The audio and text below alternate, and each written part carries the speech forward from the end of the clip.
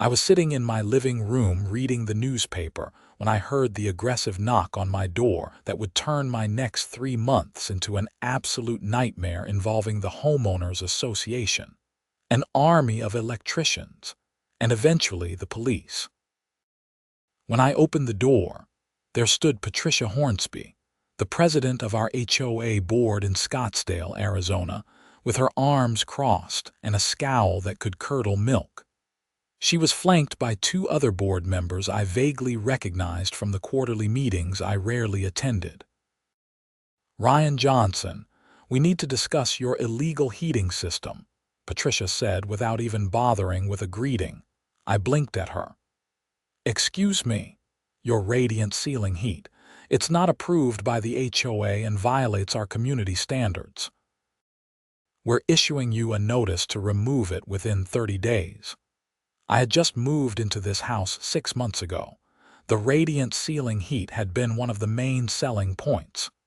The previous owners had installed it 3 years prior, and it worked beautifully.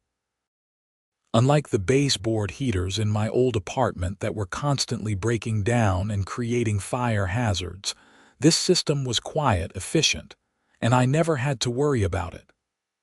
The system was already installed when I bought the house," I said, trying to keep my voice calm. "The previous owners had it for years." Patricia pulled out a thick folder from her oversized purse. "That may be true, but we recently conducted a comprehensive review of all properties in our community, and your heating system was flagged as non-compliant. The Architectural Review Committee never approved it, which means it should never have been installed. That's not my fault. I bought the house with this system already in place. Nevertheless, you are now the homeowner and you are responsible for bringing your property into compliance. You have 30 days. She thrust a formal letter into my hands and turned on her heel, marching back down my front walkway with her entourage trailing behind her. I stood there in my doorway, staring at the letter. It was full of legal language and references to HOA bylaws I had never read. The gist was clear, though. Remove the radiant ceiling heat system and replace it with approved heating methods or face daily fines starting at $100 per day. That evening, I called my real estate agent, Marcus, who had helped me buy the house. "Ryan, hey, how's the new place?" He asked cheerfully. "It was great until today. Did you know the radiant ceiling heat wasn't approved by the HOA?" There was a pause. "What? No, that wasn't disclosed during the sale. Let me pull the documents." I heard him typing on his computer. The seller's disclosure said all improvements were properly permitted. There was nothing about HOA non-compliance. Well, the HOA president just showed up at my door with a notice to remove it. Marcus sighed heavily. "This is Patricia Hornsby's doing, I bet. She's notorious for going on power trips. I sold 3 houses in your neighborhood last year, and she made life hell for 2 of those buyers over the stupidest things. One guy had the wrong shade of white on his mailbox. What are my options here?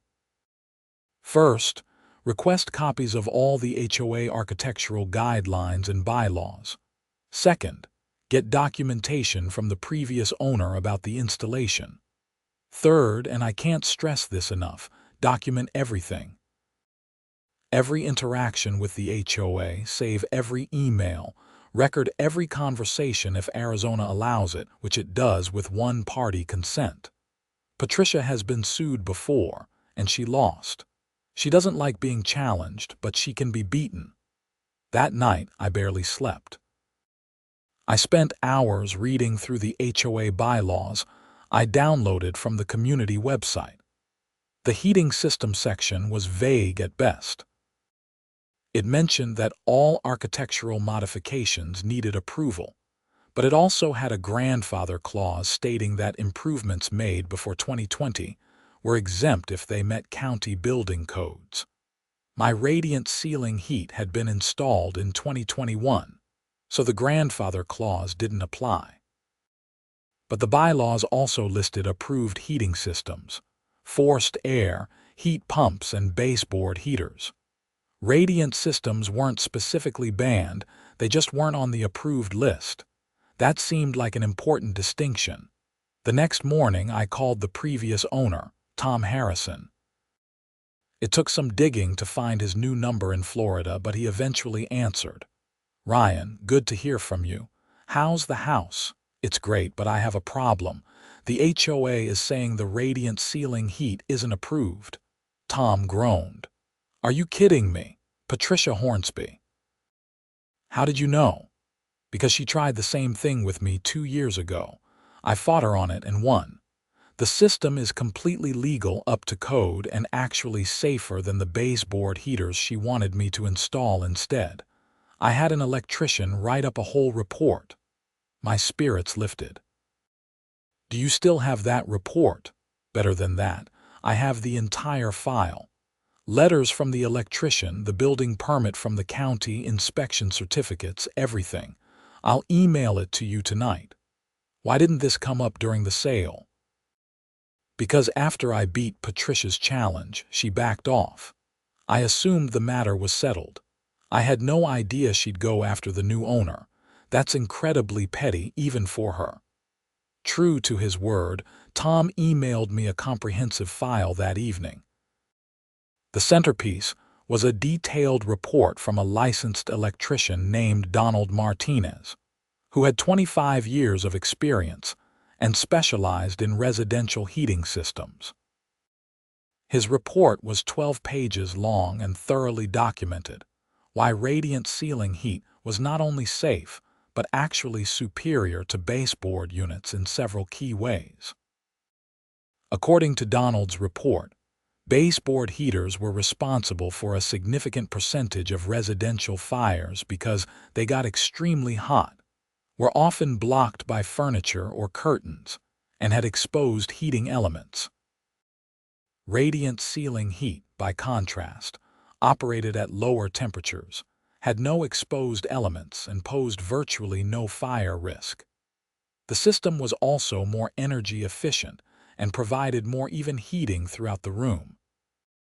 The report included citations from electrical codes, fire safety studies, and manufacturer specifications. It was exactly what I needed. I called Donald Martinez the next day. He still worked in Scottsdale and remembered Tom's case well. "Oh yes, the Hornsby HOA battle," Donald said with a chuckle. "That was a fun one. Patricia insisted that radiant ceiling heat was dangerous without any evidence to back up her claim. I proved her wrong with facts and data. She wasn't happy about it. She's trying to make me remove the system now." That woman never learns. "Listen, if you need me to testify or provide updated documentation, I'm happy to help. I hate when HOAs push their members around with no basis in actual safety or building codes. It gives the good HOAs a bad name. I might take you up on that." Let me see how this plays out first. Armed with Tom's documentation and Donald's contact information, I drafted a formal response to the HOA. I cited the building permits, the inspection certificates, and Donald's safety report. I argued that while the system might not be specifically listed as approved, it also wasn't prohibited, and it exceeded all relevant safety standards. I requested a hearing before the board to discuss the matter. I submitted my response within a week of receiving the initial notice. Then I waited. 2 weeks passed with no response. I thought maybe Patricia had backed down once she realized I had documentation. I should have known better. On a Tuesday morning, I found a new letter from the HOA in my mailbox. This one was even more aggressive. It rejected my arguments, claimed that Tom's battle 2 years ago was a different matter, and reiterated that I had 15 days remaining to remove the system or face fines. The letter also denied my request for a hearing, stating that the Architectural Review Committee had already made its determination. That was when I decided to lawyer up. I found a real estate attorney named Susan Kim who specialized in HOA disputes. Her office was in downtown Phoenix, and I drove out to meet her the next day. Susan was in her 40s, sharply dressed, and had a reputation for not taking any nonsense from overreaching HOAs. She read through all my documents with a practiced eye. "This is actually a pretty strong case for you," she said after finishing. "The HOA is on shaky ground. They're trying to enforce a rule retroactively without proper justification. The fact that they won't grant you a hearing is also a violation of your rights as a homeowner under Arizona law. Every HOA member is entitled to due process. What do we do? First, I'll send them a letter on your behalf demanding a hearing and pointing out their legal obligations. If they refuse, we can file a lawsuit, but litigation is expensive and time-consuming. Let's see if we can resolve this without going to court." Susan drafted a strongly worded letter that laid out my legal position and demanded a hearing within 14 days. She cited specific Arizona statutes that required HOAs to provide due process to their members. The letter also included Donald Martinez's report and all the building permits and inspections. Patricia's response came within 3 days. She agreed to a hearing, but the tone of her letter made it clear she wasn't happy about it. The hearing was scheduled for the following Thursday evening at the community clubhouse. I spent the next week preparing. Susan advised me to create a presentation that was clear, factual, and professional. I put together a PowerPoint with photos of my radiant ceiling heat system, excerpts from Donald's report, copies of the permits and inspections, and comparisons to the safety risks of baseboard heaters. I also asked Donald if he would attend the hearing with me. He agreed immediately. "I want to see the look on Patricia's face when I walk in," he said. The night of the hearing, I arrived at the clubhouse 15 minutes early. The room was set up like a courtroom, with a long table at the front where the 5 board members would sit in rows of chairs for residents. Susan arrived shortly after me, carrying a leather briefcase full of documents. Donald showed up right on time, wearing a professional polo shirt with his company logo. Patricia and the other board members filed in at 7 o'clock sharp. Besides Patricia, there was Gerald Foster, the vice president, a retired accountant who always looked bored, Margaret Chen, the secretary, a middle-aged woman who seemed to just go along with whatever Patricia wanted, Douglas Winters, the treasurer, a stern man in his 60s, and finally, Linda Vaughn, the newest board member who I had heard was more reasonable than the others. Patricia banged a gavel unnecessarily hard to call the meeting to order. About 20 other residents had shown up to watch, which surprised me. Apparently, word had spread about the dispute. "We're here to address the matter of Ryan Johnson's non-compliant heating system," Patricia began. "Mr. Johnson, you have 15 minutes to present your case." Susan stood up. "Madam President, I'm Susan Kim, Mr. Johnson's legal counsel. Before we begin, I want to note for the record that this hearing is being conducted under protest." Mr. Johnson should have been granted a hearing immediately upon request, not forced to wait weeks and threaten legal action. Patricia's jaw tightened. "Noted. Please proceed." I stood up and walked to the front of the room, connecting my laptop to the projector. My hands were shaking slightly, but I forced myself to stay calm. "Thank you for hearing me out tonight," I began. "When I bought my home 6 months ago, it came with a radiant ceiling heating system that had been professionally installed by the previous owner in 2021.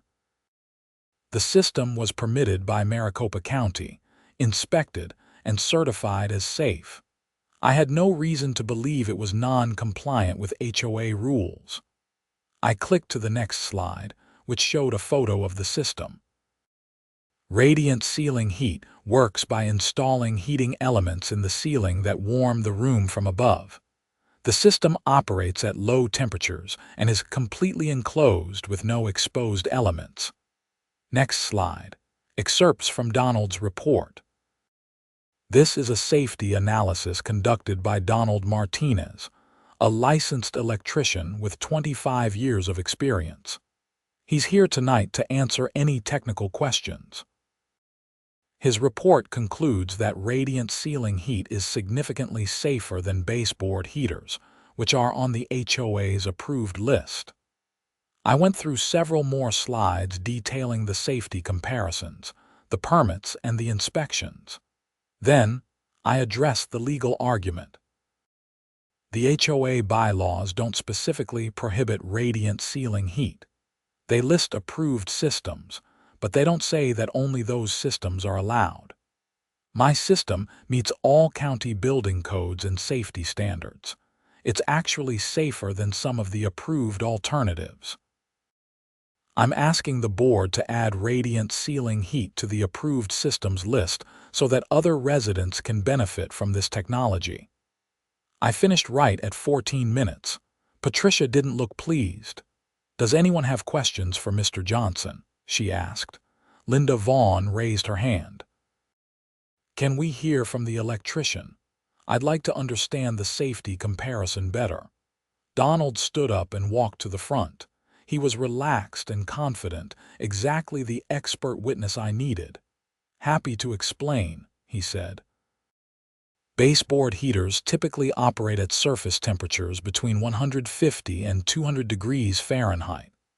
That's hot enough to ignite paper, fabric, or other combustible materials if they're in contact with the unit. We see house fires every year caused by curtains, blankets, or furniture touching baseboard heaters. He pulled up a document on his phone and showed it to the board. This is data from the National Fire Protection Association. Baseboard heaters and portable space heaters account for about 43% of home heating fires. Radiant ceiling systems account for less than 1%. "Why is that?" Linda asked. "Two main reasons. First, radiant ceiling panels operate at much lower temperatures, usually around 100 degrees Fahrenheit. That's not hot enough to ignite anything. Second, they're installed in the ceiling where nothing can come into contact with them. You can't accidentally drape a coat over a ceiling panel." Douglas Winters spoke up. "But what about electrical fires? Aren't there more electrical components in a ceiling system?" "Actually, no," Donald said. "Both systems use similar amounts of electrical wiring. The difference is that radiant ceiling systems are professionally installed with better insulation and protection. Baseboard units are often DIY installations or older units that haven't been properly maintained. From an electrical safety standpoint, radiant ceiling is superior." Patricia finally jumped in. "But these systems aren't standard. They're unusual, and our residents expect consistency in our community." "With respect, Madam President, that's not a safety argument," Donald replied. "That's an aesthetic preference. And from the outside of the house, you can't even tell what kind of heating system is installed. This doesn't affect the community's appearance." Patricia didn't like that answer. "Thank you, Mr. Martinez. You may sit down." Susan stood up again. "The board should also be aware that Arizona law requires HOAs to have reasonable grounds for restricting a homeowner's property use. Aesthetics alone isn't sufficient when the system in question is internal, invisible from the outside, and demonstrably safer than the alternatives. If this board votes to force Mr. Johnson to remove a legal, safe, permitted heating system, you'll be opening yourselves up to a lawsuit that you will lose." The room was silent. Several residents were nodding in agreement. Patricia looked like she wanted to argue, but she knew Susan was right. "The board will take this matter under advisement and vote at our next monthly meeting," Patricia finally said. This hearing is adjourned. I gathered my materials and left with Susan and Donald. Outside the clubhouse, Susan gave me a reassuring pat on the shoulder. You did great in there. I think we've got Linda Vaughn on our side and maybe Douglas Winters too. That might be enough. What if they vote against me anyway? Then we sue and we win. But I don't think Patricia wants that fight. She knows she's on thin ice. The next monthly board meeting was 3 weeks away. In the meantime, I tried to go about my normal life, but the stress was getting to me. Every time I saw Patricia in the neighborhood, she glared at me like I had personally insulted her. About a week after the hearing, I got a call from Linda Vaughn. She asked if we could meet for coffee to discuss the heating system issue. I was surprised but agreed. We met at a Starbucks near the neighborhood. Linda was in her early 50s, worked as a nurse, and had only joined the HOA board 6 months ago because she wanted to help improve the community. I want you to know that I'm voting in your favor, she told me right away. Your system is clearly safe, and Patricia is being unreasonable, but I wanted to warn you that she's not going to let this go easily. What do you mean? Linda lowered her voice. Patricia has been on this board for 8 years. She treats the HOA like her personal fiefdom. She doesn't like being challenged, and she especially doesn't like being proven wrong. Even if the board votes in your favor, which I think we will, she's going to find other ways to make your life difficult. That's insane. I know. I've seen her do it to other residents. Someone challenged her on a landscaping rule last year and won. Patricia spent the next 6 months citing that homeowner for every tiny violation she could find. It got so bad that the family eventually moved. Can't the other board members stop her? Linda sighed. Gerald and Margaret just rubber stamp whatever Patricia wants. Douglas sometimes pushes back, but he's not confrontational. And I'm new enough that I don't have much influence yet. I'm telling you this because you should be prepared. Document everything, keep your property in perfect condition, and don't give her any ammunition. I thanked Linda for the warning, though it didn't make me feel any better.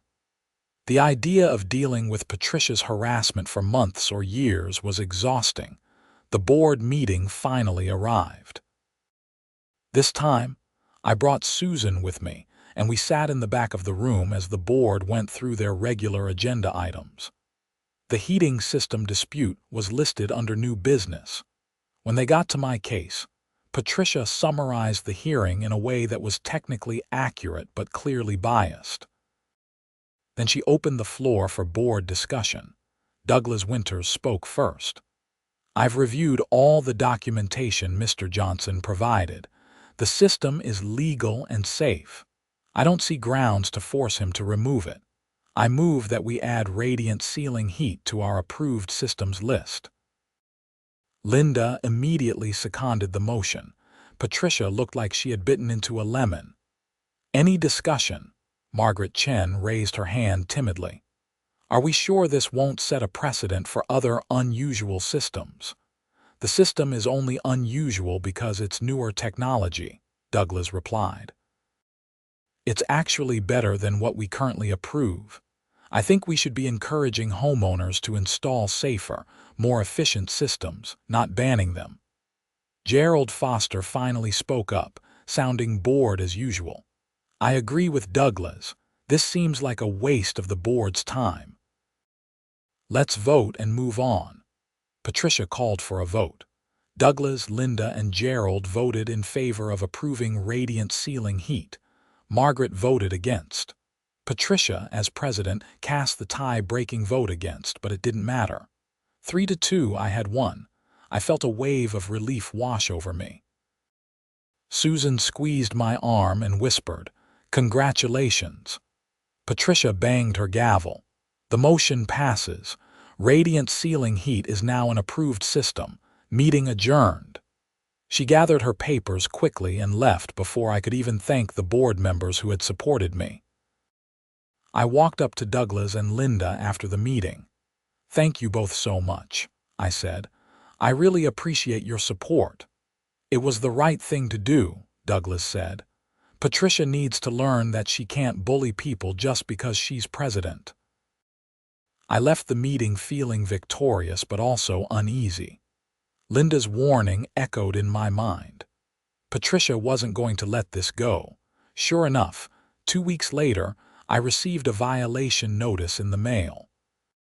According to the letter, my front yard landscaping was not adequately maintained, and I needed to address multiple deficiencies within 7 days.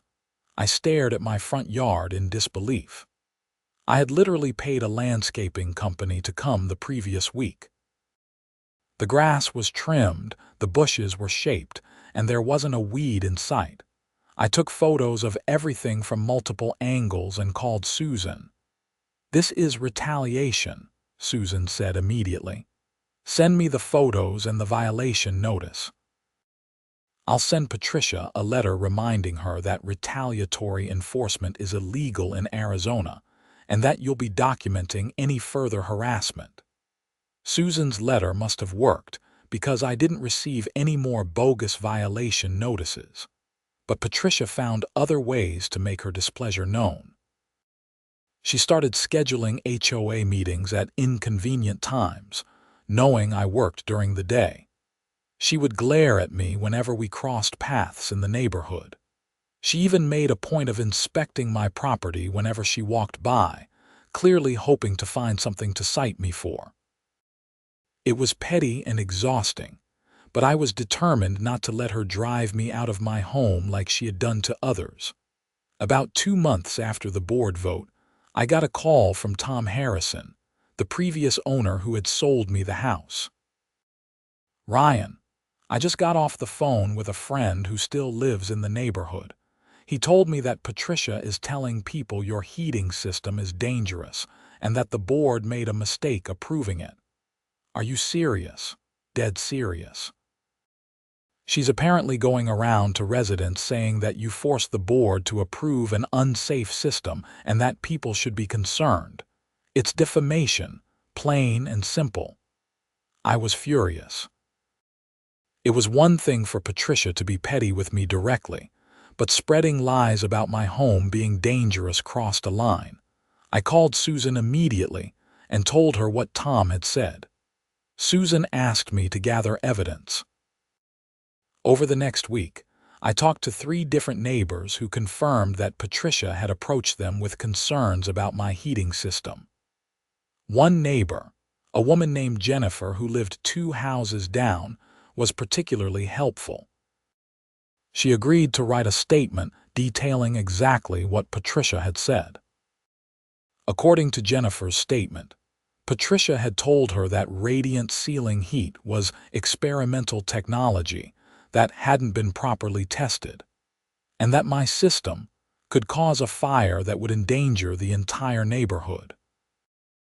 All of this was demonstrably false, and Patricia knew it after sitting through the hearing. Susan drafted a cease and desist letter that was probably the most aggressive legal document I had ever read. It accused Patricia of defamation, harassment, and potentially violating her fiduciary duties as HOA president. The letter demanded that Patricia immediately stop making false statements about my property and issue a written apology to any residents she had spoken to. It also threatened a lawsuit if the behavior continued. Patricia's response came through the HOA's attorney, a lawyer named Robert Green. The letter denied all allegations but notably didn't dispute the specific statements Patricia had made. Instead, it claimed Patricia was exercising her free speech rights to express concerns about community safety. Susan laughed when she read it. "That's not how free speech works. You can't defame someone and call it free speech. This is actually good for us." The HOA's lawyer just gave us a weak defense that won't hold up in court. So what do we do now? We document more evidence, and if Patricia makes one more false statement, we sue her personally for defamation. Not the HOA her. That usually gets people's attention real quick. I didn't have to wait long. A week later, I found out that Patricia had sent an email to the entire HOA membership expressing grave concerns about the board's decision to approve radiant ceiling heat. The email was full of vague warnings about safety and liability, clearly designed to make residents distrust my heating system without making specific false claims that could be proven defamatory. But she had made a mistake. At the end of the email, she wrote that she had consulted with several electricians who shared her concerns. That was a lie. Donald Martinez was the only electrician who had provided any expert opinion, and he had said the opposite. I forwarded the email to Susan. Her response was one word: gotcha. Susan filed a defamation lawsuit against Patricia Hornsby personally the following week. The lawsuit included all the evidence we had gathered: the statements to neighbors, the HOA-wide email, and Donald Martinez's expert report proving that Patricia's claims were false. We also sued for harassment and intentional infliction of emotional distress. The lawsuit was a matter of public record, and word spread through the neighborhood quickly. I started getting supportive messages from other residents who had dealt with Patricia's bullying over the years. One couple even offered to testify about their own experiences with her retaliation. Patricia tried to get the HOA to pay for her legal defense, but Douglas Winters objected. At an emergency board meeting, Douglas argued that Patricia was being sued for her personal actions, not for anything she did in her official capacity as president.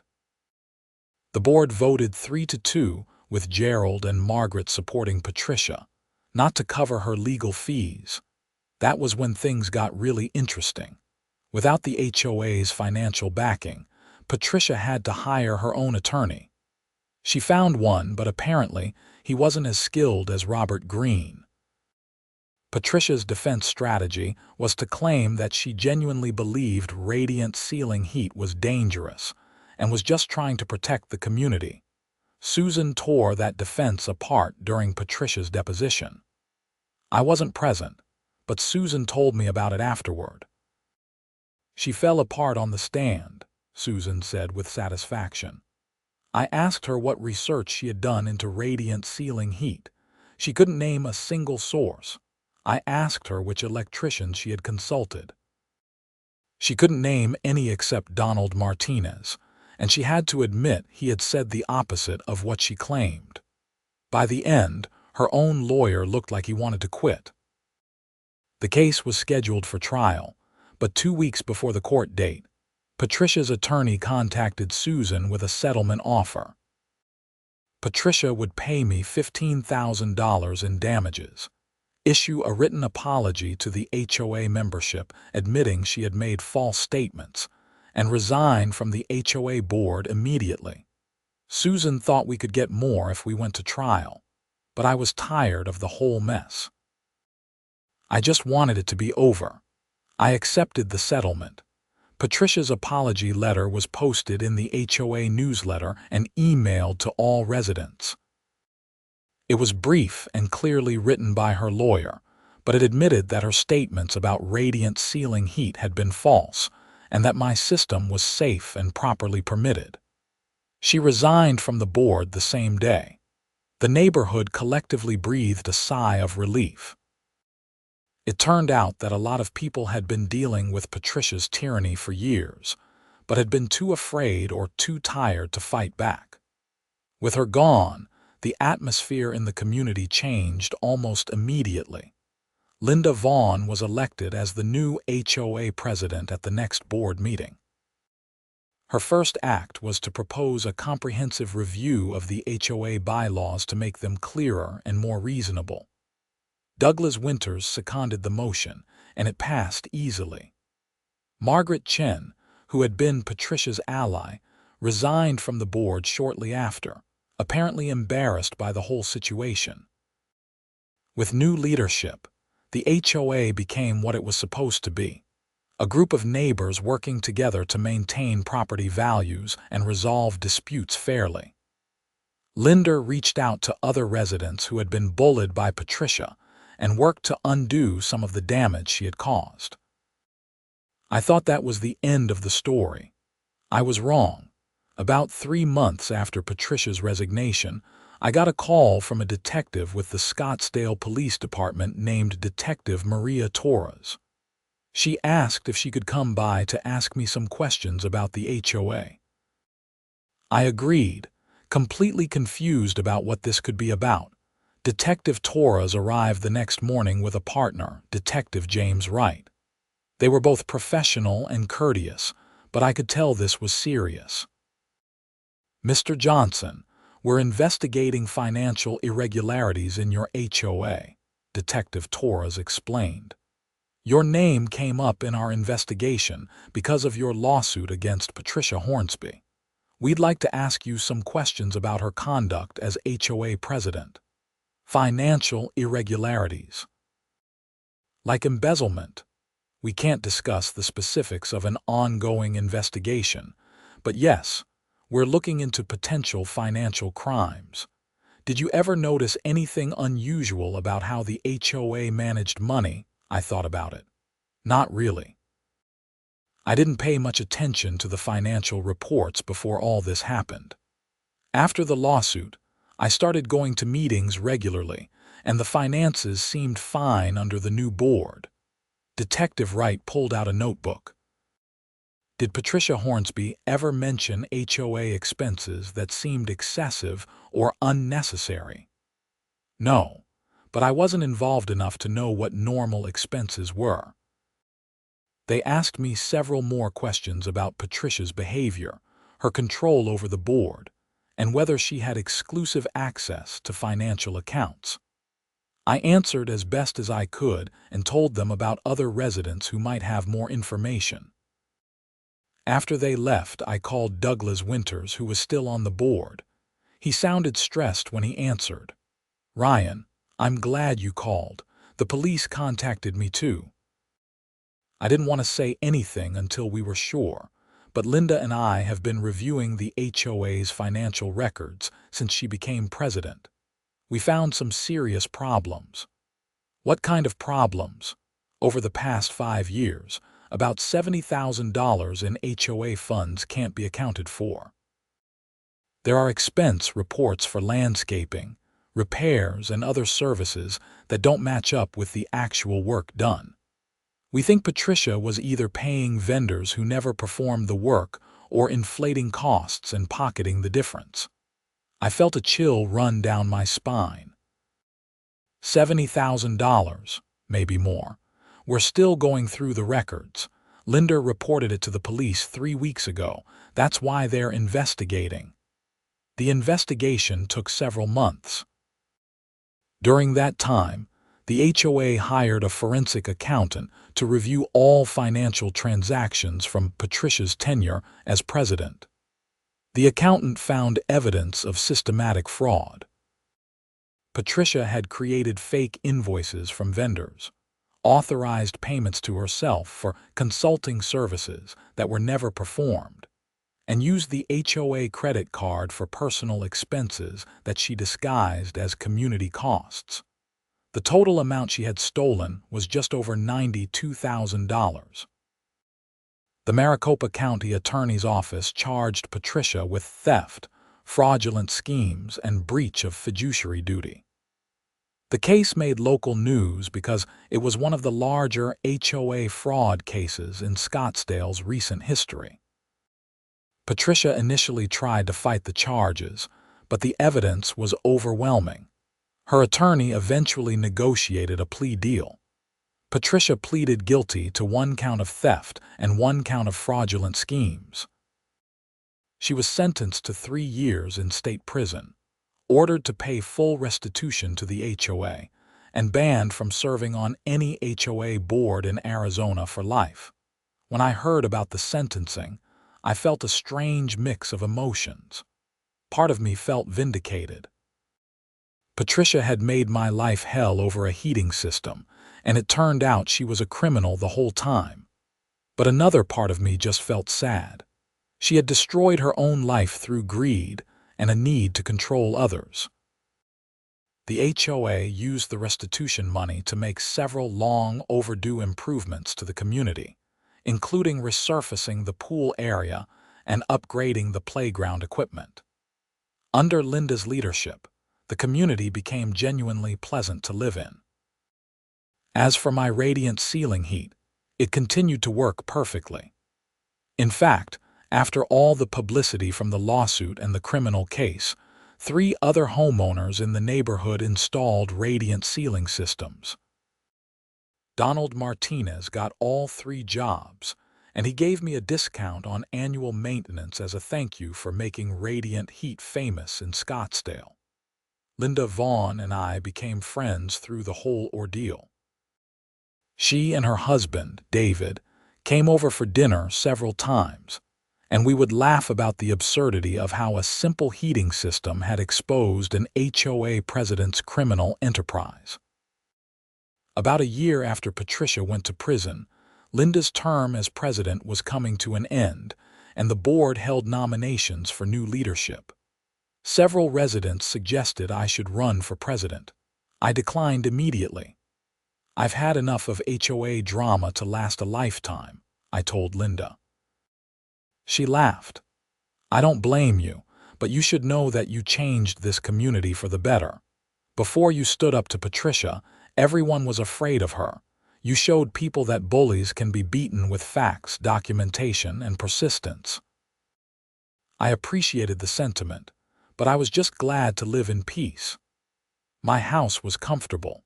My radiant ceiling heat kept me warm in the winter, and I no longer dreaded checking my mailbox for HOA violation notices. Susan Kim sent me a Christmas card that year with a note that said, "Thanks for the most interesting HOA case of my career. Hope you're enjoying your perfectly legal heating system." I had it framed and hung in my home office.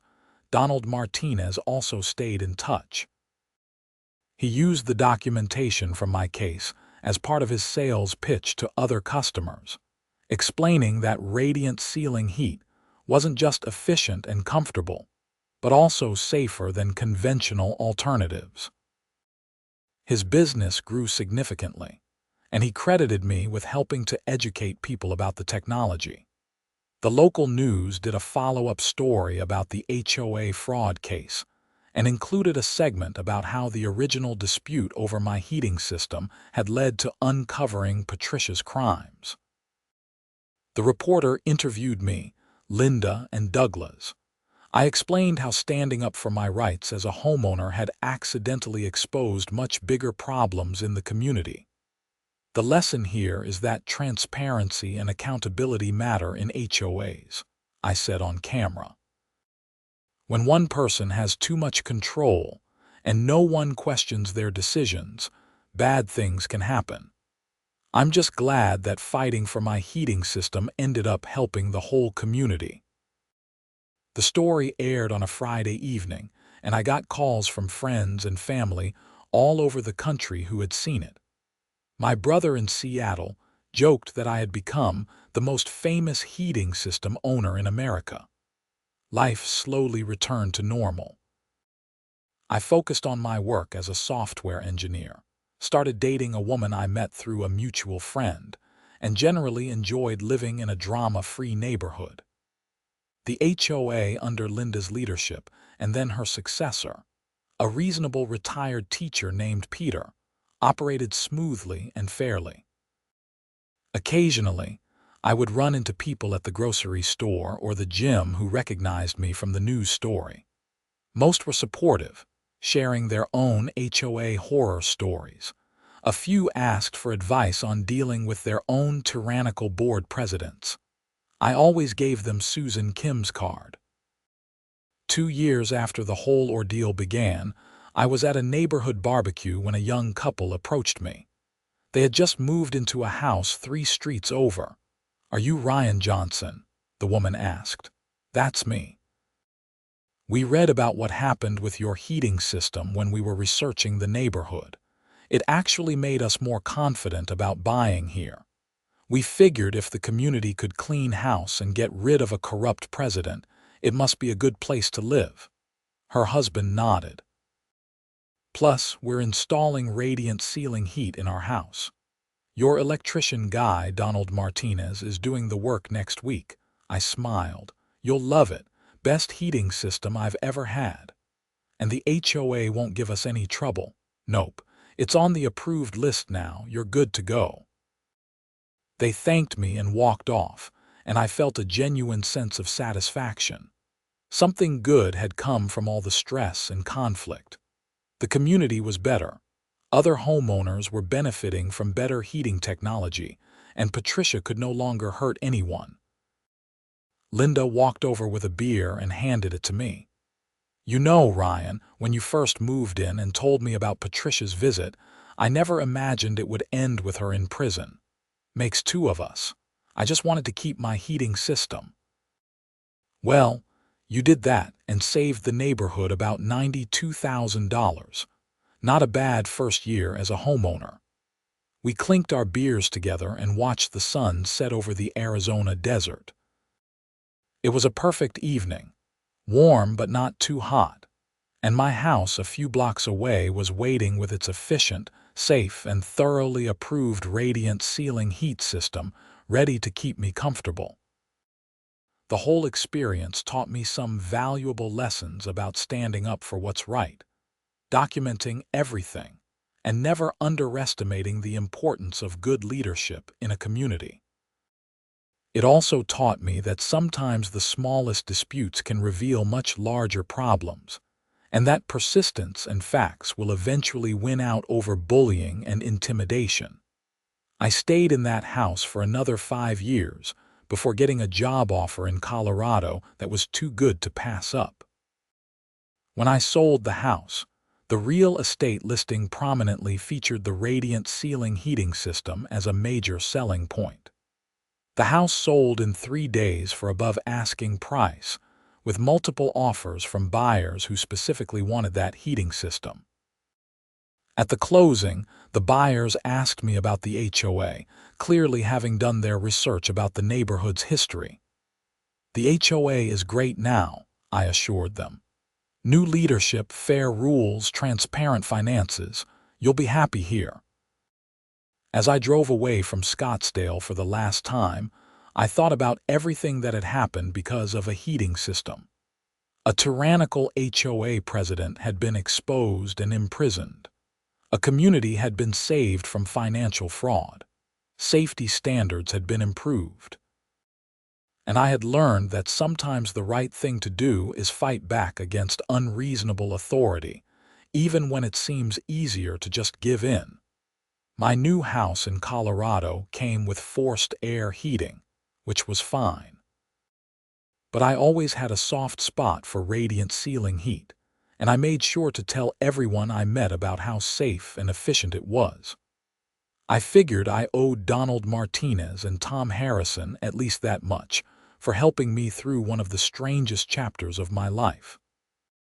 Years later, I would occasionally look up Patricia Hornsby online, curious about what happened to her after prison. According to public records, she moved to a small town in New Mexico after being released, far from any HOA community. I hoped she had learned her lesson about abusing power and stealing from people, but I also knew that some people never change. As for me, I never served on an HOA board, but I always stayed informed about my community's rules and finances. I attended meetings when I could, voted on important issues, and made sure to speak up if something seemed wrong. The experience had taught me that community governance matters and that homeowners have both rights and responsibilities. The story of my radiant ceiling heat became something I would tell at parties or when meeting new people. It was usually good for a laugh and some shared sympathy about HOA absurdities.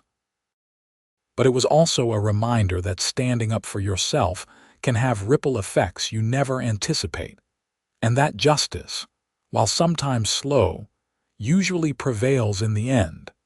I kept in touch with Linda and Douglas over the years through social media and occasional phone calls.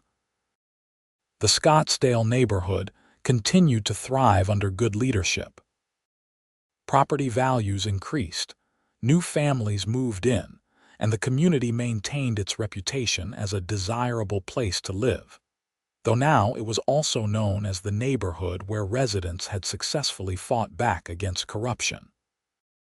Donald Martinez eventually retired and moved to Sedona, but his business continued under new ownership. He sent me a card on the 5-year anniversary of the hearing that changed everything, thanking me again for helping to legitimize radiant heating technology in Scottsdale. He told me that his company had installed over 200 radiant systems in the years since my case, and there hadn't been a single safety issue with any of them. Tom Harrison, the previous owner who had first fought Patricia, reached out to me years later when he saw an article about HOA fraud that mentioned my case. We had a long phone conversation where we marveled at how a simple heating system had become the catalyst for uncovering such extensive criminal activity.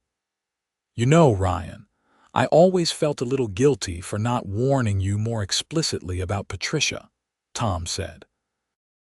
"I thought I had solved the problem by beating her the first time. I should have known she'd come after the new owner. It's not your fault, and honestly, if she hadn't come after me, she might have kept stealing from the HOA for years. At least it's resolved now." "That's true.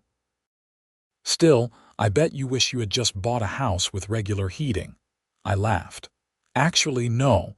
I love radiant ceiling heat. I'd do it all over again, even with everything that happened. It's that good." And I meant it. Despite all the stress, the legal battles, the harassment, and the unexpected criminal investigation, I never once regretted having that heating system. It was safe, efficient, comfortable, and ultimately worth fighting for. The whole experience reinforced my belief that facts and evidence matter more than authority or intimidation. Patricia Hornsby had been an authority figure in the community, but her authority wasn't based on expertise or good judgment. It was based on control and fear. When challenged with actual evidence, electrical codes, safety data, and expert testimony, her position crumbled. I also learned the importance of having good advocates. Susan Kim had been worth every penny. She knew HOA law, understood my rights, and wasn't afraid to fight. Donald Martinez had provided the expert credibility that made my case irrefutable.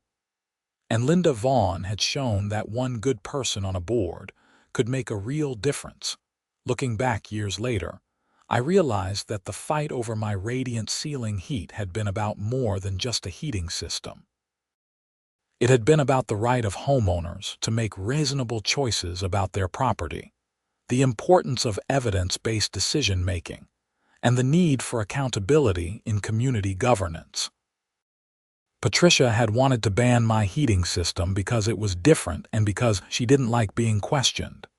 She had no legitimate safety concerns, no regulatory basis, and no expert support for her position. She just wanted control. And when I refused to give her that control, she escalated to harassment and defamation, which ultimately led to the discovery of her criminal activity. In a way, that radiant ceiling heating system had been a catalyst for justice. Not just for me, but for everyone in the HOA who had been unknowingly victimized by Patricia's theft. If I had simply complied with her demand to remove the system, she might still be stealing from the community today. That thought made all the stress worthwhile. Sometimes standing up for what seems like a small thing can have much larger consequences. Sometimes fighting for your rights protects not just yourself but everyone around you. And sometimes, a heating system is more than just a heating system. It's a test of whether you'll let bullies win or whether you'll stand your ground with facts, evidence, and the law on your side. I chose to stand my ground, and while it wasn't easy, It was the right decision. My radiant ceiling heat stayed in my ceiling. Patricia went to prison.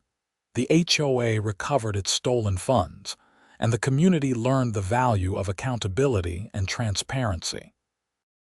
That's how a heating system took down a corrupt HOA president, and why I'll never regret installing radiant ceiling heat, no matter where I live or what challenges it might bring.